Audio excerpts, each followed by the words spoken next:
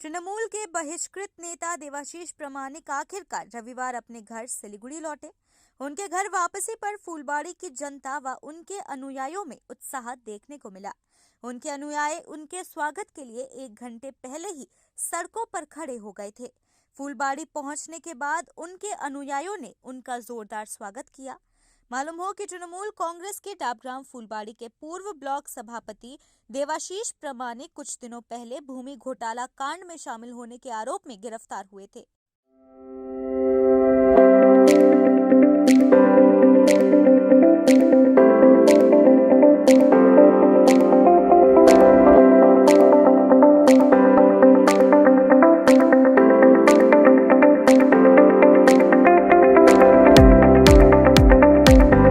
जिसके बाद पार्टी से उन्हें निकाल दिया गया था। हालांकि निर्दोष प्रमाण होने के बाद वह रविवार अपने घर लौटे। इस दिन उनका जोरदार स्वागत किया गया, पटाखे फोड़े गए।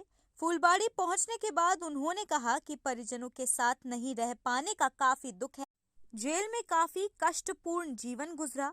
जून में गिरफ्तार किया गया था, उसके बाद बेल हुआ था, लेकिन शर्त थी कि दार्जिलिंग व जलपाईगुड़ी नहीं जा सकते हैं। उसके अनुरूप इतने दिनों तक घर से दूर रहा। विगत शुक्रवार को हाई कोर्ट के निर्देश पर इस मामले को खत्म कर दिया गया, जिसके बाद घर आगमन हुआ। उन्होंने कहा कि लोग मुझे पसंद करते हैं, वह जानते हैं कि देवाशीष प्रमाणिक कैसे व्यक्तित्व के हैं। The Premier Lifestyle for the Premium 51, 3, 4 and 5 BHK apartments. For queries, call +91 9733 99970. একটা মানুষ বাড়ির বাইরে থাকলে সে তো স্বাভাবিক কারণে মন খারাপ করে। এবার ফ্যামিলির সাথে থাকতে পারি না, বা বাড়িতে ডেলি নিজে লোক আসে, যত লোক যা তাদের উপকার করার জন্য আসে, কেউ যুক্তি পরামর্শ করার জন্য আসে, তাদের সাথে দেখা সাক্ষাৎ হয়নি। এবং এটা মনে হচ্ছিল যে কি বলবো, যে জেলখানাতে থাকলে যা হয় আর কি, খুব কষ্ট করেই ছিলাম। জুন আমাকে অ্যারেস্ট করেছে, তারপরে বেল হয়েছে 9 তারিখে। 10 তারিখে আমি নর্থ বেঙ্গল মেডিকেল কলেজ থেকে ডিসচার্জ পেয়েছি রাত্রি 11:30টায়।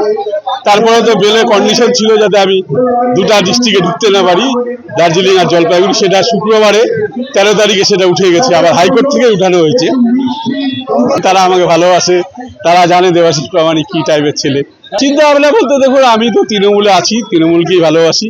মমতা ব্যানার্জি যা ওনাকে হয়তো কেউ কানে মন্ত্র দিয়েছে, কান ভারী করেছে, কিন্তু আমি একটা কথাই বলবো, আমার সম্বন্ধে ওনার ইনকোয়ারি করা উচিত ছিল। ওনার যে সিআইডি আছে, আইবি আছে, ডিডি আছে, তারপরে এনফোর্সমেন্ট ব্রাঞ্চ আছে, ইনকোয়ারি করে দেখতে, যদি সত্যি আমি ইনভলভ না থাকি তাহলে আমাকে অ্যারেস্ট করতে। তৃণমূলের মধ্যে থেকে যেসব লোককে আমি টিকিট দিইনি এবং তারা হচ্ছে দলকে ব্যবহার করে কোটি কোটি টাকা ইনকাম করেছে, তাদেরকে আমি বলেছি মানুষ তাদের পছন্দ করতো না, সেসব লোককে বাদ দেওয়া হয়েছে এবার 2023 সালে।